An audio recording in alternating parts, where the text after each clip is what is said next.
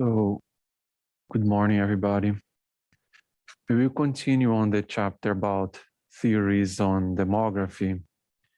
And in the last class, I started talking a little bit about the general push and pull factors related to migration theories.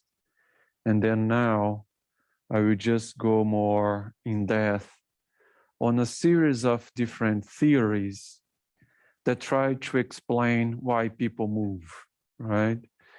And in this lecture here, I separated the theories that try to explain people moving within countries, internal migration theories, and those theories that try to explain why people move from one country to the other, international migration theories. Actually, as you're going to see, these overall theoretical frameworks, they are really similar from the internal and international migration theories. But it's just good to separate them so the examples get a little bit more clear. So as following the structure in the textbook, I'm going to talk about the Neoclassical migration theory, which is related to a little bit what we discussed in the previous class about the push and pull factors, and also about the classical economic development theory, right? So this discussion here that we had before in the previous week is related to the neoclassical migration theory. And then, so the neoclassical migration theory tried to understand more individual characteristics, individual reasons of why people decide to migrate from one place to the other. The new economics of labor migration tries to say that it's not just only the individual that makes a decision to migrate from one place to the other, it's the whole household. So there are different people deciding whether they will migrate or not. And then there are some theories that emphasize spatial temporal effects, the spatial temporal migration theories, the structuralism theories, also known as the neo-Marxist or center periphery, kind of saying that in the capitalist society, because of all the disruptions and inequalities that we have, these migrations of people from one place to the other is going to continue to happen. It's not going to stop. And then the sociological human ecology theory. And remember, whenever we are talking about human ecology, as I mentioned before, what we are trying to understand, what are the overall reasons of that society at the aggregate level that make people migrate from one place to the other. So the sociological human ecology theory is trying to understand what's the overall composition of the society that makes some people migrate from one place to the other. One thing that I always emphasize here is that we should not see these theories as competing with each other. They actually add knowledge to understand the complex component of migration. It's really difficult to understand exactly why people move from one place to the other. So we have to take into account all these different factors. So these different theories, they complement each other, right? And what I have been seeing lately in terms of demographers trying to explain migration is trying to get information like variables, characteristics of individuals, households, societies, and each one of these variables, each one of these groups of characteristics of individuals, households, and societies, they will test each one of those theories. So we can get a series of individual level variables to test whether people migrating within a country is due to neoclassical migration theory. We can get household level characteristics of a society to see if the new economics of labor migration that are explaining people moving from one place to the other, and so on, right? So what I have been seeing from demographers is this interest on testing all these different frameworks at the same time. But of course, when you try to test all these different frameworks, you have to collect more data. So it's more difficult to do that kind of analysis. So the neoclassical economic theory sees migration primarily as a function of geographical differences in the relatively scarcity of labor. Todaro was an economist who discussed a lot the reasons of why people migrate from one area to the other within countries. So he was more concerned with rural-urban migration, so urbanization. And one thing that he realized is that even in cases in which people would have a better life standard staying in rural areas than moving to urban areas, because maybe there they have even better jobs, even if they think that they were not really well employed. But the urban areas that they were trying to consider, in reality, would give worse life conditions to them. So why people would keep migrating from areas, okay, they don't have the life standard that they would wish, but why do they keep moving even to the areas that they would have even worse life conditions? It is because this migration, and actually also applies for international migration, but in this specific case, the rural-urban migration will continue to happen if the expected urban income exceeds the rural income.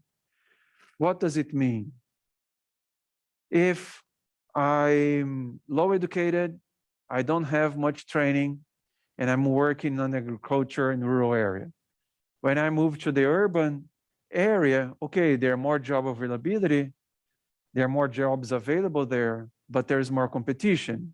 People better educated than me with better skills than me. And then it's going to be hard to get a good job. So maybe I'm going to get a really low paying job, worse than the rural area. And life cost in the urban area is higher than in rural area. So why did I move? Because I expected that the income in the urban area that I would receive would be higher than the income that I was receiving in the rural area. So whenever people expect that their life will be better, their income will be better in a specific place of destination, in this case in an urban area, people will keep moving. Even though this is not, that might not be true. And why did I not know that? Because information is complete. What I know about the area of destination, about the possible area of destination, is based on maybe other friends that I have that move there, relatives that I have that move there, what I saw in the media, what I saw in some newspapers, local newspapers, and then I don't have the full picture. I don't actually know how my life is going to be in the destination until I move, right? So because people have limited information about the place where they're going to move to, they will keep moving if they expect their life standard, their income to be better in that place of destination. In the neoclassical migration theory, what is emphasized, as I mentioned before, what are the individual characteristics that make people decide to migrate from one area to the other. So what is emphasized here are the individual decisions, kind of like rational individual decisions that people make to migrate from one place to the other. Usually, surveys, they don't actually ask, why did you migrate from this place to the other? I mean, these kind of questions could be asked. There are some specific surveys more concerned with the migration, a topic that do ask why people migrate from one area to the other. But usually this question is expensive because there are so many reasons, but also because just imagine like you migrated, your family migrated from the rural to the urban area 5, 10 years ago. and then you ask them now why they migrated. They might tell you a reason, but that not might be an accurate reason of why the family decided to migrate. So there are some measurement problems in measuring exactly why people migrate. So these individual decisions, how we try to include them in the models, is through some sort of indirect measures. What was the education attainment of your parents when they moved? What was yours? What is your education attainment now? So you try to understand the individual characteristics of people. What were the earnings of what were your earnings before you moved here in that place of previous residence in the rural area? What are your earnings now? But of course, even that, you might have also some measurement issues, measurement errors, because people forget how much money exactly they were making a couple of years or a few years ago, okay? But overall, the neoclassical migration theory, also known as the functionalist theory, emphasizes on individual characteristics as the reasons of why people decide to migrate from one place to the other. And as we're going to see, this is actually being used even nowadays. Like, what are the chances of people migrating within the US? Usually younger people, young adults that enter into the labor market, they are more likely to migrate. People with higher education are more likely to migrate. People in non-manufacturing occupations are more likely to migrate. People in military occupations are more likely to migrate. So there are a series of different individual level characteristics of people that make them more likely to migrate within countries, right? And that's important to a series of different studies that try to understand migration today. And overall, thinking about that equilibrium, as we discussed before, migration causes labor to become less scarce at the destination and scarcer at the origin. As people migrate, for example, from rural to urban areas, then in the rural area, we're going to have less people able to work, but maybe there are not as many jobs there. And the urban area will have more people available to work. But maybe in the urban area, those people will still find jobs because there are more jobs available there. Okay?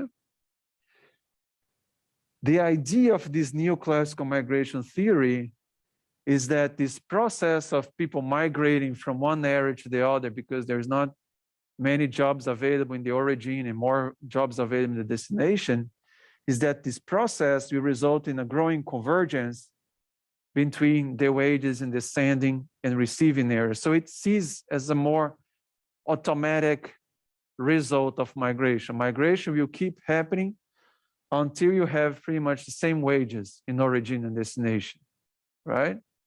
And that's exactly what we discussed here before in the classic economic development theory. And as Ravenstein said, the regional spatial economic equilibrium. People will keep migrating until you reach this equilibrium across spaces. But it can be criticized that actually people will decide to stay in rural areas, even though they might make less money than if they move to urban areas because of other decisions, not just related to the individual, right? So the neoclassical migration approach doesn't capture that, because the neoclassical migration approach, the neoclassical migration theory, emphasizes much more that people will keep migrating until all these different areas have the same sort of compensations for their work, okay? The new economics of labor migration, that's not so simple. People migrate from one place to the other, not just because of individual decisions. Most migration in developing countries can only be understood as a household decision of migrating rather than individual level decision of migrating. Migration decision generates income diversification rather than maximization. The idea is that, okay, I live in rural area in China, and in order for me to move, to be allowed to work in the formal labor market in the urban area in China, I have to have a formal approval from the government. I have to have a document saying, yes, you're allowed to move to urban area, and then you can look for jobs in the formal labor market, and you can access, your family can access the educational system, and then you can access health services and everything. But a lot of people, what they are doing right now in China is that they move from rural to urban areas even without that approval from the government.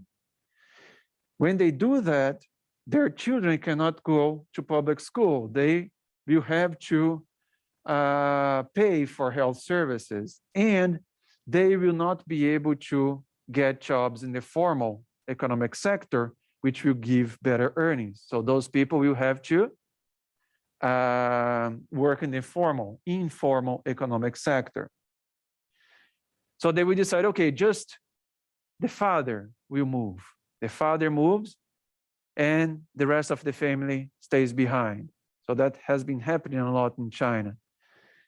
And then the father will send money back to the family that stayed in the area of origin, usually a rural area. So what are they doing there? Although the father will face some challenges to find work, they still think that by him moving there, he will be able to send money back, and the livelihood of the family in the area of origin will be better because they are they are diversifying the income sources. They are, the woman works in the rural area.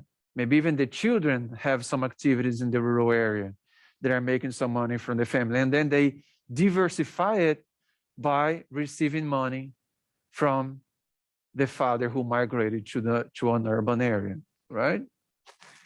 So it is a conscious attempt to overcome failing markets and socioeconomic inequalities. The rural labor market is failing. There are a lot of challenges, but it's hard for us, to everybody, to move to an urban area. Just one person migrates, but that will improve our life standard. We will reduce overall socioeconomic inequalities in the society, right? The new economics of labor migration is still a micro-level theory and is applied to specific forms of migration.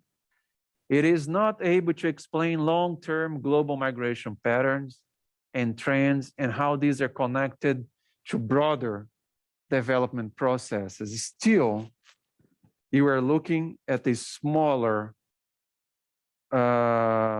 aggregate level, smaller units of reasons of why people migrate. It's still at the individual level. It's still at the household level.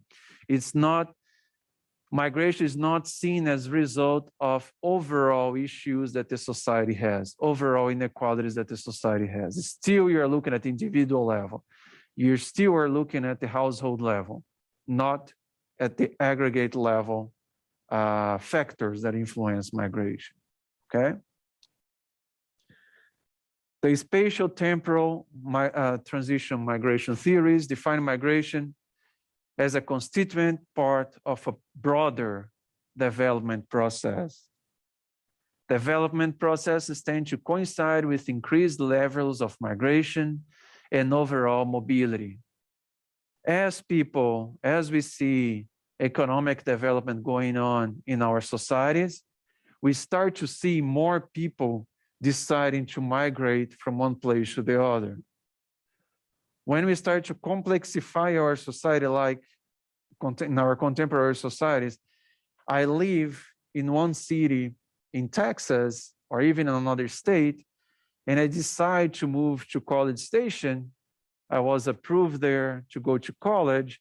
I moved there to get higher education. And then in the future, I'm also open to move to another place to get a job, a better job than I would have had if I stayed back home without a college degree.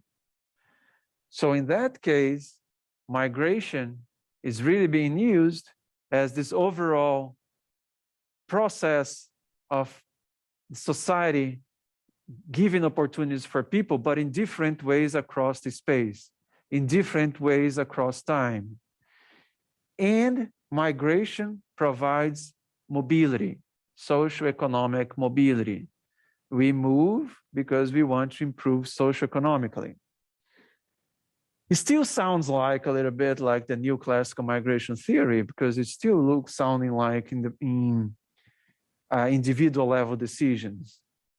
But in the spatial temporal migration theories, whenever we are trying to understand why people migrate from one place to the other, okay, maybe specific people with specific characteristics, specific households are more likely to migrate, but this process is influenced or associated with modernization, with the capitalist economic development, with urbanization, and with demographic transitions. It's not only rational decisions from the individual or the household. It's not going to lead into a spatial equilibrium in the long term. This migration of people from one place to the other is related to overall societal changes that are going on. We are getting modernized. We have more jobs and availability of those in different places. Urbanization. And now even we start to see mid-sized cities having a lot of job opportunities and good life standards, mostly in developed countries. And that gives people the opportunity to think about going to these other places as well. In rural areas, for example, we have also in rural areas, people are having fewer children. In the short term, what you might have is a lot of people proportionally in labor ages and really few jobs available to them. So because of fertility decline, that creates a change on age composition, and that age composition is one example of a demographic transition will influence people getting out of there to try to get better jobs somewhere else. Of course, if these people continue to stay in rural areas, they'll become older and they will need other ways to survive through retirement benefits and everything. But this is just one example to say that whenever we have fertility decline, mortality decline, changes in age composition, all those factors influence migration. It's not just an individual decision, right? It's what's going on around me influences me as well. The structuralist approach, also known as the neo-Marxist or center periphery theory, criticizes the neoclassical theory, criticizes the functionalist theory, the push and pull factors theory. So neoclassical push-pull functionalist theory, the one that focus more on individual decisions, then people will keep migrating until you get this equilibrium of, let's say, earnings across areas. The structuralist approach criticized that idea and mentioned that actually our society has a general pattern of disruptions, dislocations, and migrations that are intrinsic of how the capitalist society is, right? We have inequality within cities, within rural areas, between urban areas, and all these different possibilities of life standards in different areas will make me more likely to move from one place to the other. And the level of development is not the same across different areas within the same country. And that will also make more people likely to migrate to these different places. We bring once again the complexity of how the society is changing over time. It's not just individual decisions. The functionalist approach assumes socioeconomic forces, they will tend towards equilibrium through migration. They will say if there is inequality in a specific area, by people migrating from another area, inequality will disappear in the origin. The structuralist approach will say no, inequality is intrinsic to the capitalist society. It will continue to exist, even if people migrate from one place to the other, trying to get better lives. So we will never have this equilibrium across areas over time, okay? Although they have these different perspectives, the structuralist and functionalist approach, they have similar assumptions about specific topics. They consider that higher development, higher level of economic development across different areas. So some areas having higher economic development than others, that will lead to more migration. So if I have specific areas within a country there are some cities that concentrate a lot of jobs, cities that don't have as many jobs will kind of export people to areas with more job availability, right? So there is a spatial disequilibrium. Both the structuralist and the functionalist approach think that. The difference is that the functionalist approach says, okay, there is this spatial disequilibrium, but people, by moving from this area that has a lot of inequality to that other one, at some point, we will reach an equilibrium. The structuralist approach said, no, these differences will keep existing. We will never reach this equilibrium in the future. Another thing that both of them agree is that more development leads to less immigration and more immigration.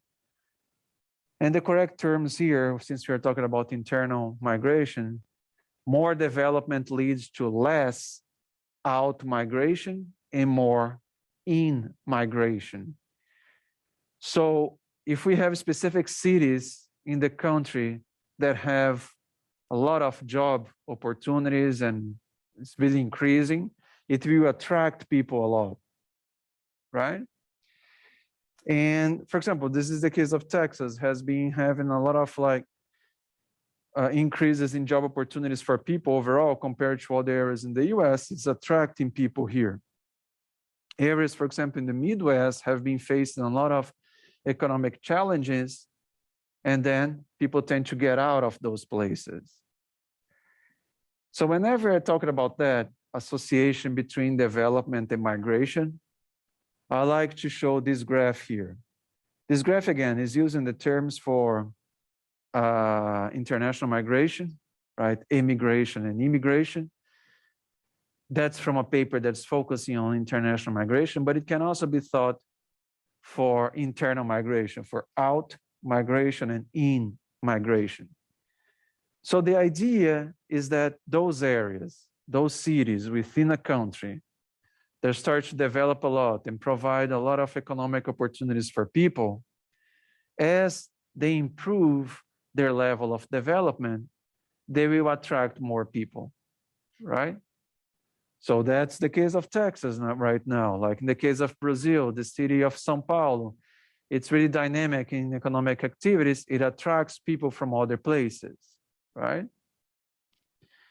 And some other places, whenever they have really low levels of development, and this is better to think about like the least developing countries,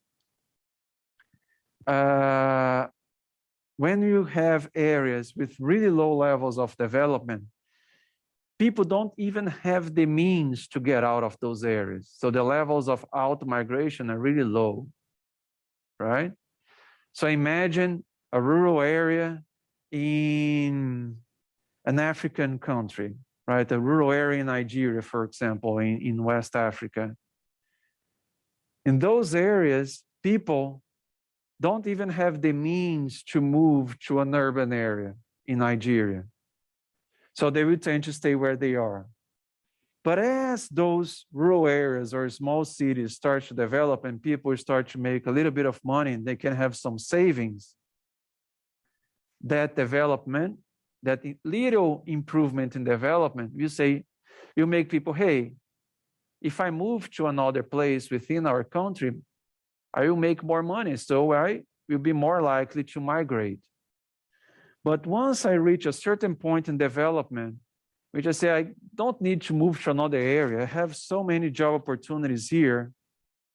I have the opportunity to improve my skills. I can go to workshops. I can go to advanced courses and get better jobs because now the area that I lived is in such a high level of development that I will tend to stay there.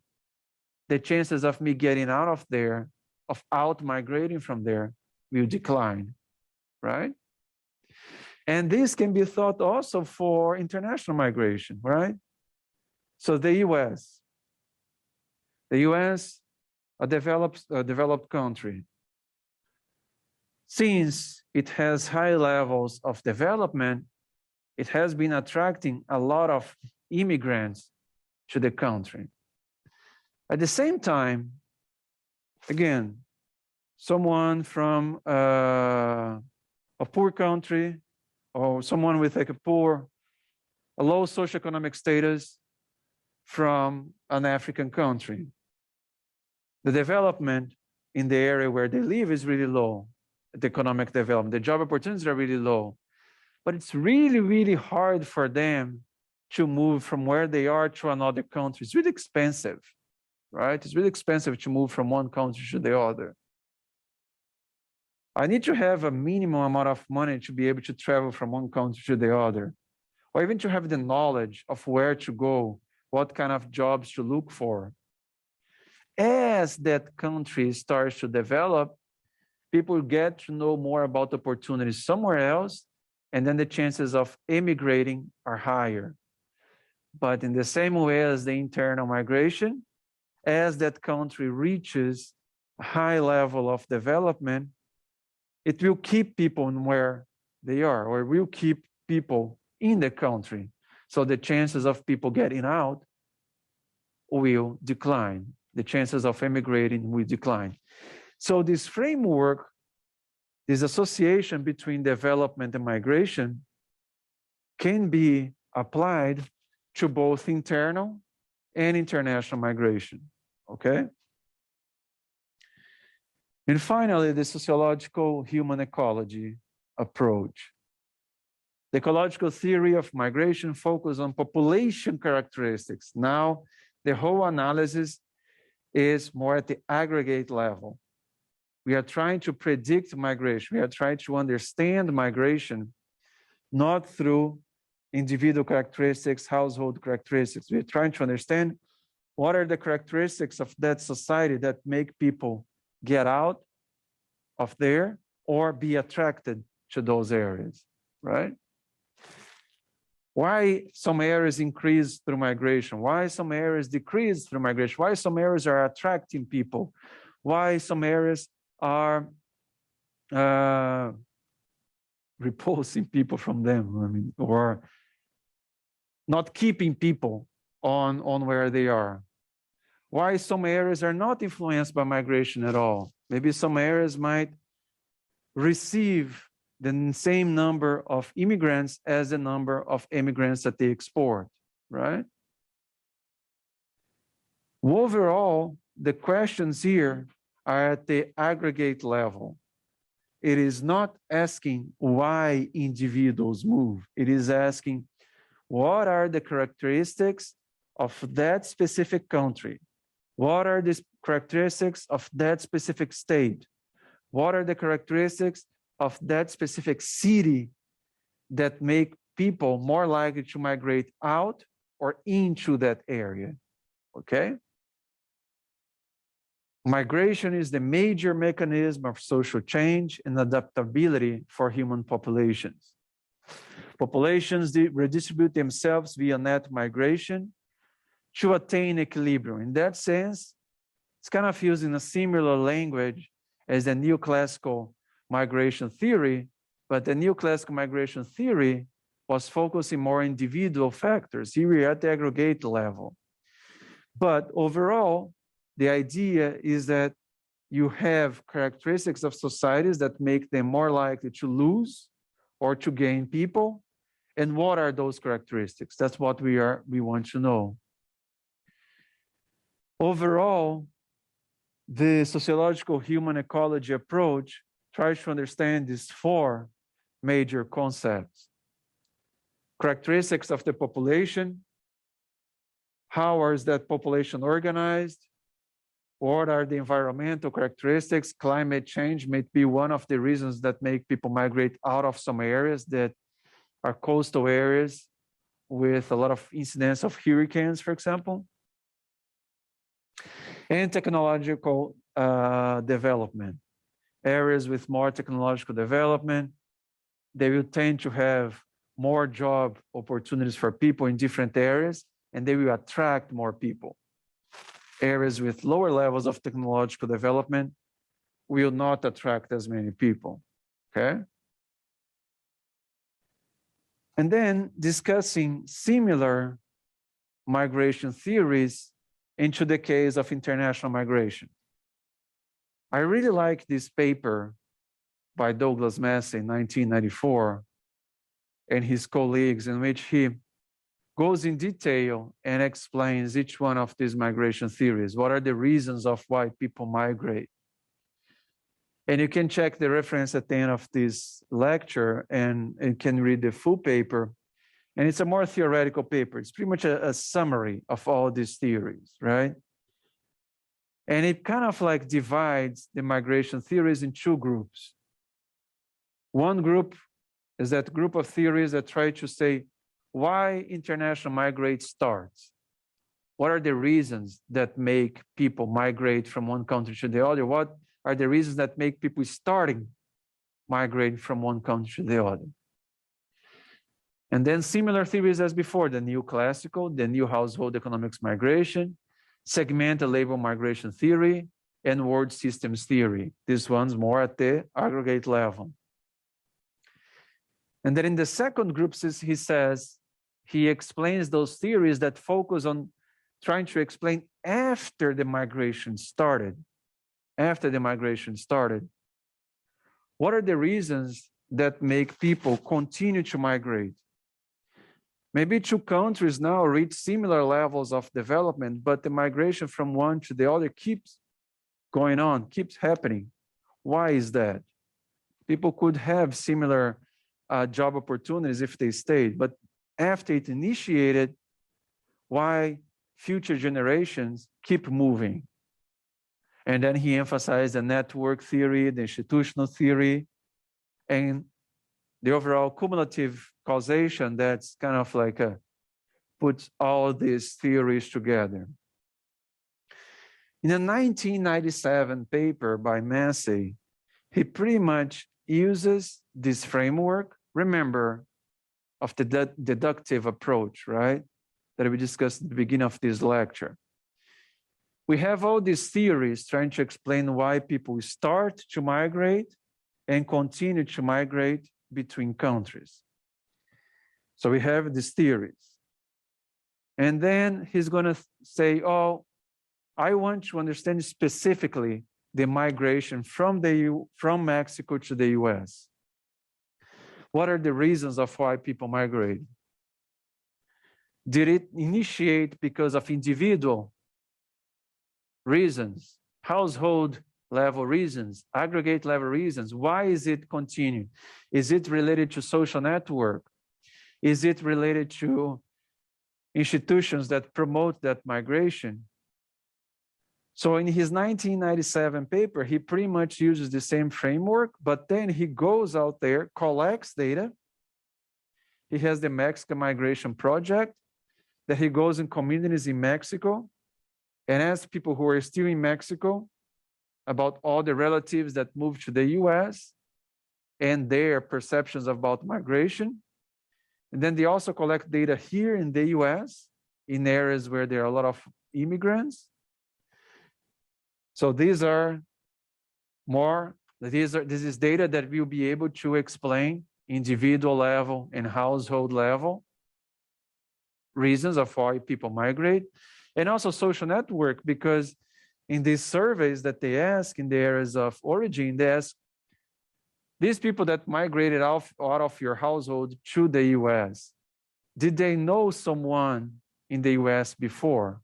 Did they have a relative who migrated there before? Did they had a friend? Did they had a previous experience moving to the US before? So all related to social network, people giving information that help people migrate from one place to the other. And so he uses these theories to understand a specific migration flow from Mexico to the US, and he collects data at the individual and household level, but then he also collects information at the aggregate level. He also collects information about unemployment rates, gross domestic product, both in Mexico and in the US. He collects overall socioeconomic indicators, both in the area of origin and destination. So he's looking at aggregate level reasons of why people migrate from one place to the other. So he's trying to include more aggregate level explanations into his analysis. And what he does in his analysis, in his models, is pretty much put all these variables together: individual, household, aggregate level, characteristics of areas of origin and destination, and see which of them are the ones that most explain of why people are migrating from Mexico to the US. So what is he doing? He's testing the theories. He's testing the hypothesis of each one of the theories, right? And then he comes out, and one of the major reasons of why migration continues is related to social network. People know other people that came here before, even though they could have specific better conditions in Mexico, they will keep coming because of social network, because that migration flow is already established. And this is a really clear example that I said before, that these migration theories should not be seen as they are competing with each other, but they are complementing. Right? It's not a competition between theories. It's like all the theories, they try to understand a complex problem, and then they complement each other. And in his case, what he had to do was to collect a lot of data and try to understand the issue of a specific migration flow. And then he came up, so he had the theories, the hypothesis, collect the data, and came up with the confirmation. In that case, social network is the most important nowadays, because it's already established. It's not a migration flow that's initiating now. It started several decades, centuries ago, and it continues now, okay? So what is important is understanding these theoretical frameworks and then thinking which is the data, which are the data, which are the variables that I can collect to test each one of these theories. And that's the difficult part. The difficult part is finding data that will test these different theories. So just going a little bit on them, each one of these theories there. So the initiation of international migration, he's subdivided in these 4 groups. The Neoclassical is the supply-demand framework. Some areas, some countries, they have more job opportunities.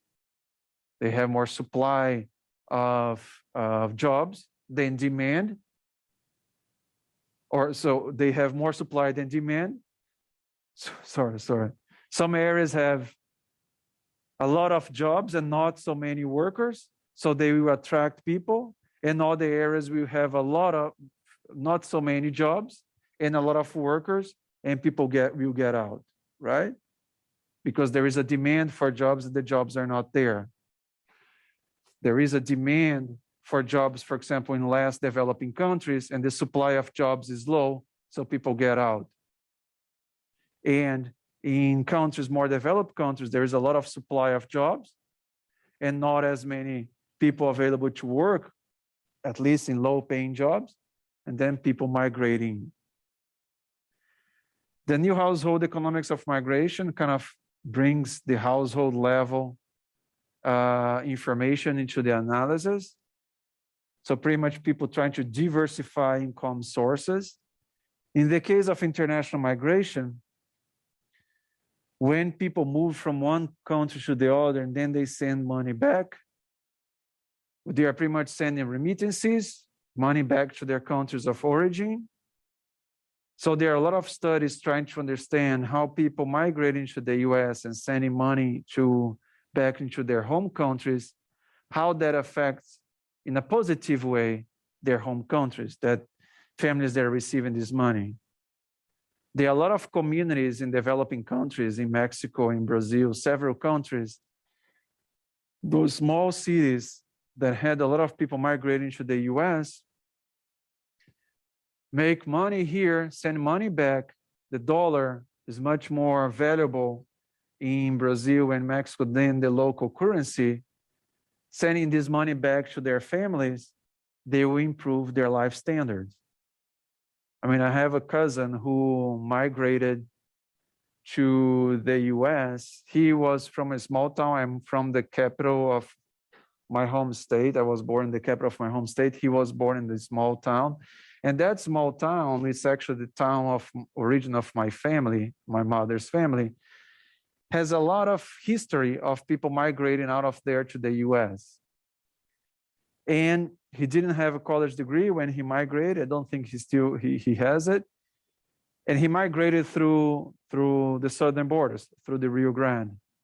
And he came here, lived already in all different places. And then afterwards, he started being successful, got sponsored by his employer, got a green card, and now is an American citizen, right? And he's sending money back to this small town in Brazil, and it's just amazing. I mean, he's really into like Texas culture, right? The ranch, they have their family have a farm there, and they're building this really upscale ranch with a lot of competitions, rodeos, and everything. The same way as we see here in the US, with all the shows and all these activities and building all these structures. And what is this doing? Is it only benefit his family? No, it's actually benefiting the whole city. The city has 5,000 people, didn't have many jobs there. And now by them having that ranch, by building it and having all those shows and having all these activities going on, is giving work, jobs to people in that city. So it's how maybe the local people are not the ones attaining the rodeos because it's expensive, but they are working there. And maybe the people from the big cities are coming there. But still, that shows how remittances, it's a really important thing to analyze when we understand international migration. Remittances impacts in a positive way the home countries where these people came from. He benefited much more his home city than I did, right? And I came through the formal way to the US to get higher education, to get grad school, and then I went back and then I came here. But if you think in terms of jobs and lives that he influenced, it's much bigger than anything that I did. So it's just interesting to think that and think that you can measure that. There are some theories that try to explain that try to measure that impact, right? The segmental labor market theory pretty much says that some countries, or in our society nowadays, in our economy, the economy usually can be subdivided in two groups: the primary sector and the secondary sector. And the primary sector are related to those jobs that require well-educated people with good salaries, gives good salaries with those people and good benefits. And some other jobs are in what's called the secondary sector, with lower wages, unstable jobs, and is usually rejected by people who were born in that country. So which kind of jobs is that country demanding more people? Which kind of jobs want more people, demand more people to work there? Is the US demanding more people to work in the primary sector or in the secondary sector? At least right now, it demands on both ways. But by bringing people to work on these different sectors, it will bring people with different skills. For these jobs here, you need more well-educated people. For the secondary sector jobs, you don't need as many, you don't need higher education as in the primary sector. So the characteristics of immigrants that you attract are related to the jobs that you have available, right? So here in this analysis, I'm looking more at the aggregate level information, right? The word systems theory also in a more aggregate level way of understanding migration. Peripheral countries are most likely to send migrants to core nations. African countries send migrants to Europe. Latin American countries send migrants to the US and Canada.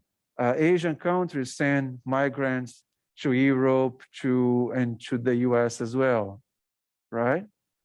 So less developing countries sending migrants to more developed countries. And this is just going a little bit more, just explaining what I just said. The Neoclassical economic theory of international migration is the oldest and best known.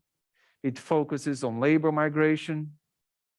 Migration happens due to individual cost-benefit decisions to maximize the expected income. Remember Todaro when we were talking about internal migration. Expected doesn't mean that I will make more money.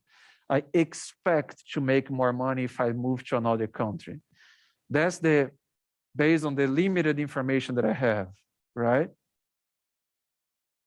People move from low-wage countries to high-wage countries. I mean, I'm trying to improve my life standard, right?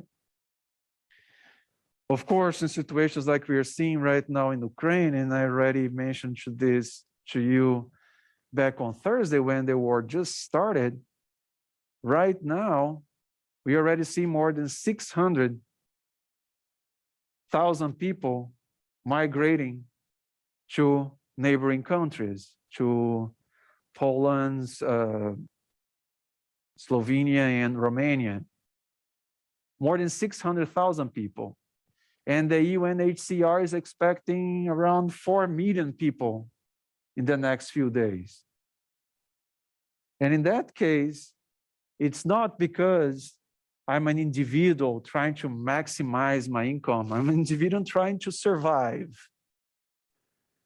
They are moving to these other countries as refugees. If they are moving within Ukraine to areas that are not being bombed, they are internally displaced people, IDPs, but it's a matter of survival, right? So that shows the neoclassical economics theory cannot capture the complexity of reasons why people migrate from one place to the other. New households economics. Challenge the neoclassical. Migration decisions are influenced not only by isolated individuals, but by family and household decisions. Migration happens to increase individual earnings, as well as to minimize household risks and protect family from market failures. And here, that's where we see a lot of studies related to remittances, right? That I gave the example of people migrating from one place to the other, one country to the other, and sending money back. And that money sending back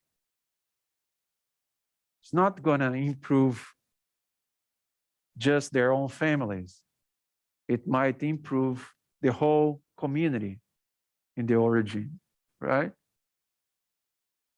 And that's we have a lot of those examples going on. Segmental labor migration theory: migration flows are a result of the demands of the economic structure of industrial societies, caused by these overall push and pull factors, thinking about overall aggregate level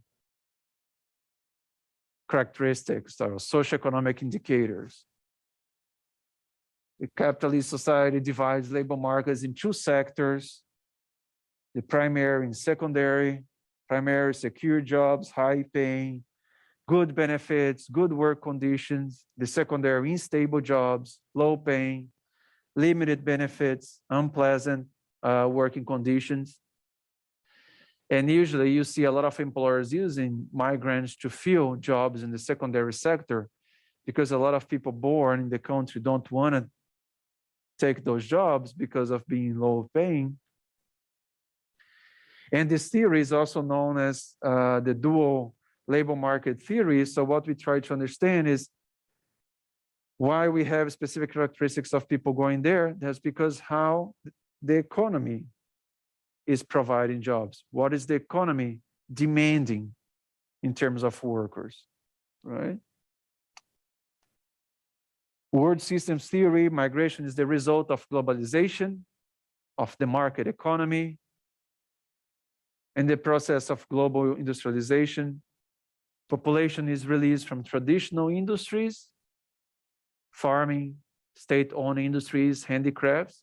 This creates a mobilized population to move both internally and internationally. So now we are able to produce, to have really much more efficient agricultural production in rural areas. Really few workers. You go outside of College Station, you see those farms around here. How many workers do you see outside there? Almost nobody, right? You just see a couple of trucks working the most. You don't need as many workers. So these workers start to migrate to other places, trying to find other jobs within the country or to other countries. The global market economy attracts employees with higher human capital, what it means, human capital. Better training, higher knowledge, experience, skills, education, productivity. So specific cities that are more dynamic in the world attract more people with higher skills, such as New York City, LA, Chicago. But for example, here in Texas, we have Houston, a city that's attracting a really diverse population from all over the world. The same thing you could say about Dallas, right? But also you have San Antonio attracting a lot of Hispanic population, right? And now these cities looking for more well-qualified people. Cool. And then the second group of theories. Okay, these previous ones were saying like why migration starts. After it started, why does it continue? And then he highlights these three: network, institutional, and cumulative causation. The network theory, or the social network theory, is the one that emphasizes that migrants establish some interpersonal ties. They know people that migrated to another place, relatives, friends. They know someone who has a job there, or someone who works in another country, and they talk to the boss, and the boss said, oh, if you bring someone else, that person will be employed here. So it creates all these interpersonal ties. Once started, migration sustains itself pretty much through diffusion. I know someone, I know that place, I know a place in which you can work, and so on. And for me, social network theory is really powerful, not to understand all international migration, but how all our society works. I mean, I have been avoiding going to the MSc, but before the pandemic, I would go there really often to have lunch. And you see in all the different places that you have at the MSc, in each one of the places, you see that in each one of the places, the race ethnicity of the workers are really similar within each place. And that's all over the American society, all over specific places, specific restaurants, specific stores. That's related to social network, right? I got the job there. My boss said that they had another job opportunity. Oh, my brother, my sister, my cousin, someone else that I know, I would say, hey, come apply. So that explains a lot of how our society works. All these interpersonal ties are related to the jobs that we have, to places that we move to, right? And he also talks about institutional theory. Institutions facilitate or profit from the continued flow of migrants. Organizations help perpetuate migration in the face of government attempts to limit the flow of migrants. Which one is a really clear example of migration flows to the US that can be explained by institutional theory?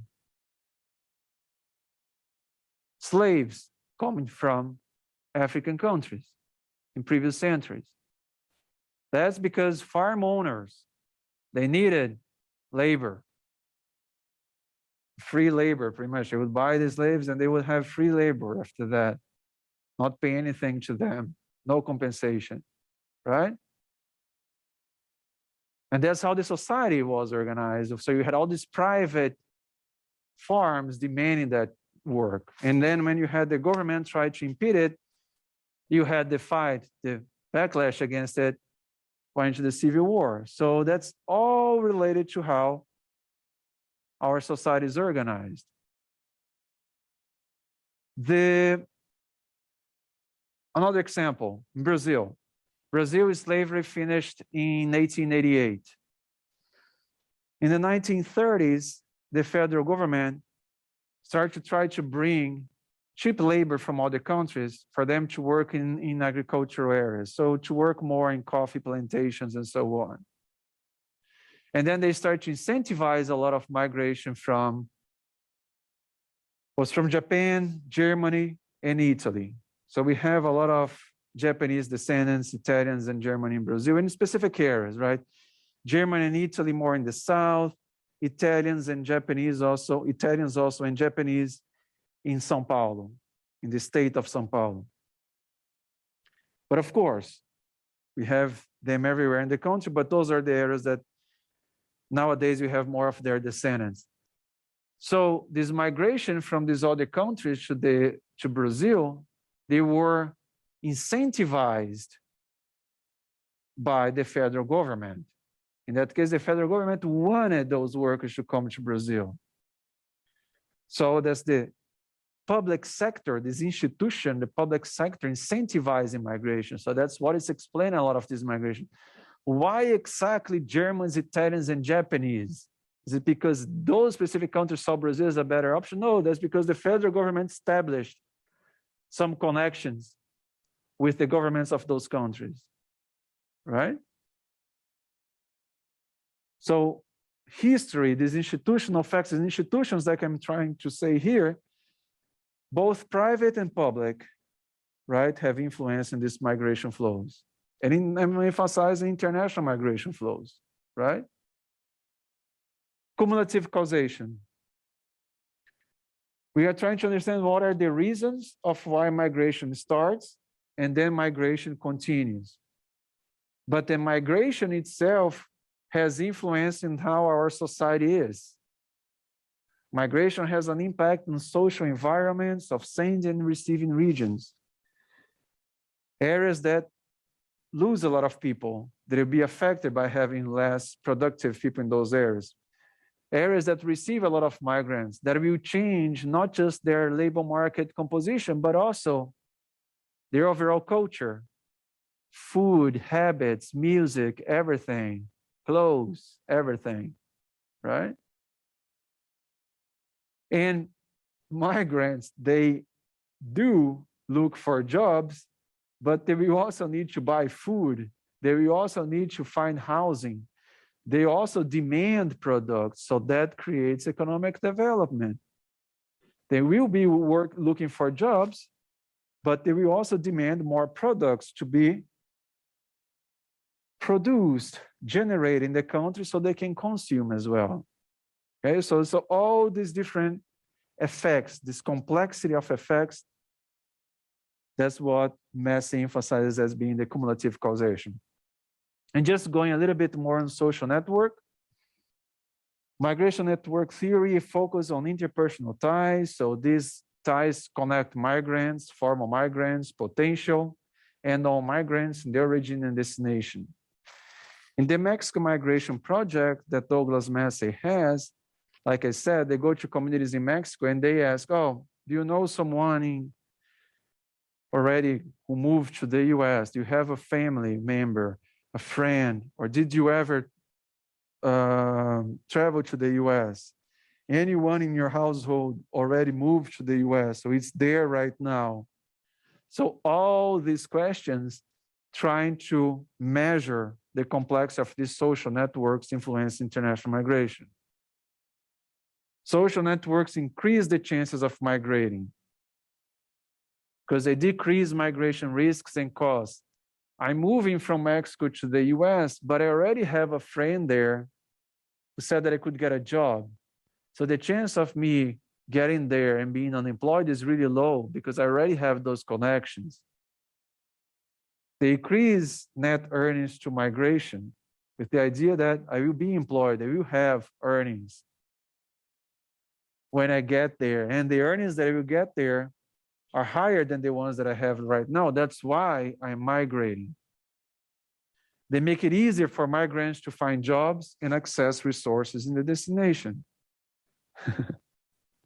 When I was a grad student, I remember among other Brazilians, you would always know about all the opportunities in the university, in the community that you could get because someone told you, because someone was there before. And I told you, oh, this day there will be a sale somewhere else. This day you can get better, cheaper clothes or cheaper food in that specific place. So there will be something here, something there. But also, in that case, it just reached a point and a lot of like this information was just misleading. I don't know if it was just because people were trying to say that they got good opportunities in the past and they wanted to brag about it. And then we would go there and that was not true, right? It was just, for example, I was in the grad school. Someone said, oh, you can go to take classes for free in this department. And I would go there. People would never know about that. So after a while, I just started to say that these were Brazilian legends, you know, like all these stories that they told us, opportunities in the US that they were not true. I'm just making this silly example, but overall, social networks are really powerful on informing people of better job opportunities in the place we're moving to, right? And it's and that's one of the reasons of why even I could have a good job in Brazil, I could have a good job back in my home country, why they decide to move, because of social ties that I have here that make it more likely for me to get a job, for me to have a better life condition, right? And that explains a lot of the migration going on in the US right now, okay? So here we have like extra readings, the Todaro papers. related more to internal migration, and then the classical papers by Ravenstein, and then the papers by Massey, the more the theoretical one, the 1994, that explains the theories more in depth, and the 1997 that tries to test each one of the migration theories using data from Mexico and the US, okay? The next chapter is, so we saw here, theories of demography, as I mentioned. You can watch, this is a really funny little video, as I said, by Professor Matt Howard from Florida State University, that he kind of makes a kind of a video game and a debate between demographers and explanation about population growth and challenges of population growth. Short video, 3 minutes, I think. And then the 7 billion and counting human population through time, that tries to kind of explain in these documentaries how our society keeps growing and is still concentrated in specific areas. And now we're going to talk about the sources of demographic information. So in this chapter, I will just give you an overview of different places that we can get data, demographic data.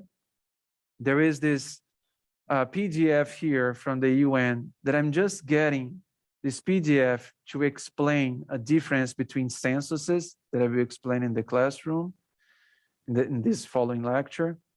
The difference between censuses that are de facto and de jure. So that's the only reason that I got this file here.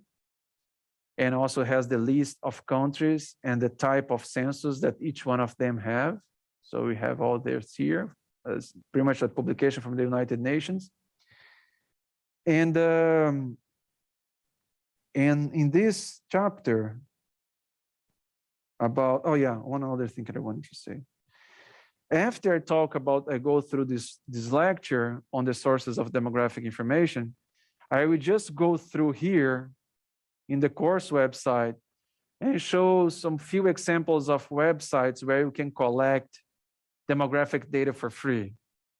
Right, I already showed you where I got data about the pandemic that I already used in the course. There are several different websites within the US Census Bureau portal that we can get data, and several other different places. And I will just go through some of them in the following classes to show where we can get this data. So here in the lecture, I will give an overview of different kinds of data. And then these websites here at the bottom of the website, at the course website, give you the links to these sources of data. And if you try any of those links here and they don't work, just let me know, because some of those links can change over time, okay? And then I can correct them. Overall, we still have 2 minutes. This chapter about sources of demographic information, we just pretty much subdivide the sources of demographic data in these 3 major sources: national censuses, registration systems, and surveys.